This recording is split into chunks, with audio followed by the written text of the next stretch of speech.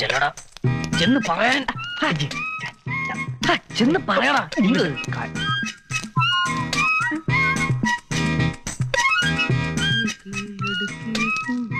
എന്റെ അമ്മേ. എന്താ തള്ള തള്ള തള്ള തള്ള തന്തയൊന്നല്ലോ, തള്ള തള്ളയല്ലേ? ഒന്ന് പോയി പറയടാ. അമ്മയുടെ മുല്ലോ ചെങ്ങനടാ പറയുന്നത്. അയ്യോ, പഴപ്പിക്കാനൊന്നുമല്ലോ, പ്രേമിക്കാനല്ലേ? മാസം 1-ാം തീയതി അശുഭമായി. ഒന്ന് വിളിച്ചു പോയി പറയാൻ നിനക്ക് ധൈര്യം ഉണ്ടോ? വിളിച്ചു പോവാനാ? മുഖത്ത് നോക്കി പറയാൻ പറ്റിയില്ലെങ്കിലും മാസം 1-ാം തീയതി ദേവിയുടെ സന്നിധിയിൽ വെച്ചൊന്ന് വിളിച്ചു പോയാൽ മതി. അത് ശുഭമാണ്. അവളുടെ മനസ്സിൽ നീ ഉണ്ടെങ്കിൽ തീർച്ചയായും അവളത് കേട്ടിരിക്കും. ഒന്ന് വിളിച്ചു പറടാ. അത് വേണോടാ? എനിക്ക് വേണ്ട, നിനക്കവിടെ വേണമെങ്കിൽ മതി. ദാ ഇതുപോലെ എനിക്ക് ഇഷ്ടമാണ് സന്ധ്യ എന്നൊന്ന് ഉറക്കെ വിളിച്ചു പറഞ്ഞാൽ മതി. ആ കുന്ന് വിളിച്ചു പറടാ. ചെല്ലേ. എനിക്കിഷ്ടമാണ്, എനിക്കിഷ്ടമാണ്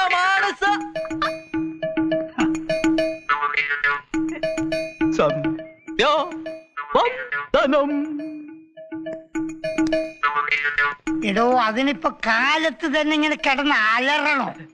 സന്ധ്യാസമയത്ത് വന്ന് തൊഴുതാ പോരെ? മതി മതി മതി. അതെ, അത്രേ ഉള്ളൂ. സന്ധ്യയാകുമ്പോ വരാം. ഇവിടെ തന്നെ കുത്തിയിരിക്കണേ. മുമ്പിൽ ഒരു ടൗലും പിരിച്ചോ, വല്ലതും എന്നിട്ട് അത് നിന്റെ വീട്ടിൽ കൊണ്ടുവന്ന് തരാം. ഒന്ന് പോടാ. കുഞ്ചു, കുഞ്ചു, എഴുന്നേക്കടാ, എഴുന്നേക്കാൻ. എന്താ? അച്ചോട്ടൻ ദേഷ്യപ്പെട്ടിരിക്കുക. എഴുന്നേക്കടാ. അച്ചോട്ടൻ ദേഷ്യപ്പെട്ട എനിക്കിപ്പോ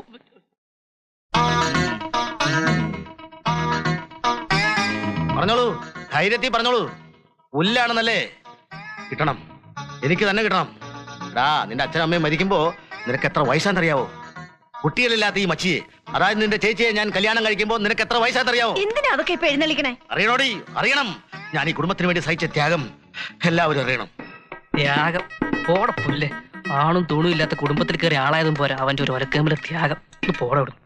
എന്താ നോക്കണേ? തറച്ചാണ്ടി അച്ചുവന്നാര് ഭാര്യ വീട്ടിൽ ഓശാരത്തിന് താമസിക്കുന്നവനാണ് എന്ന് നിനക്ക് തോന്നണുണ്ടോ? എനിക്ക് തോന്നുന്നില്ല, സ്വയം തോന്നാതിരുന്നാ മതി. ഓ, പ്രതികരിക്കണുണ്ടല്ലേ? എടാ പുല്ലേ, കാലത്ത് തന്നെ എന്തിനാ വഴക്കിടുന്നേ? നീ എഴുന്നേറ്റ് മുഖം കഴിപ്പോ. തറച്ചാണ്ടി അച്ചുവന്നാര് തനി രൂപം ആരിതുവരെ കണ്ടിട്ടില്ല. കൊന്നുകളയും ഞാൻ. ഇത് വലിയ കഷ്ടമായല്ലോ.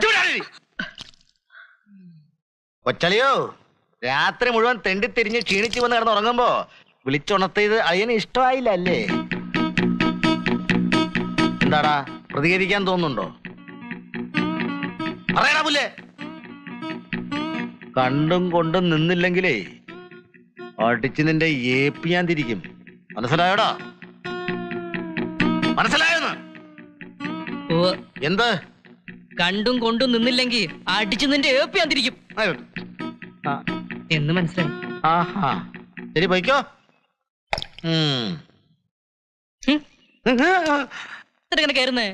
ചേട്ടൻ പറയണത് ശരി തന്നെയല്ലേ?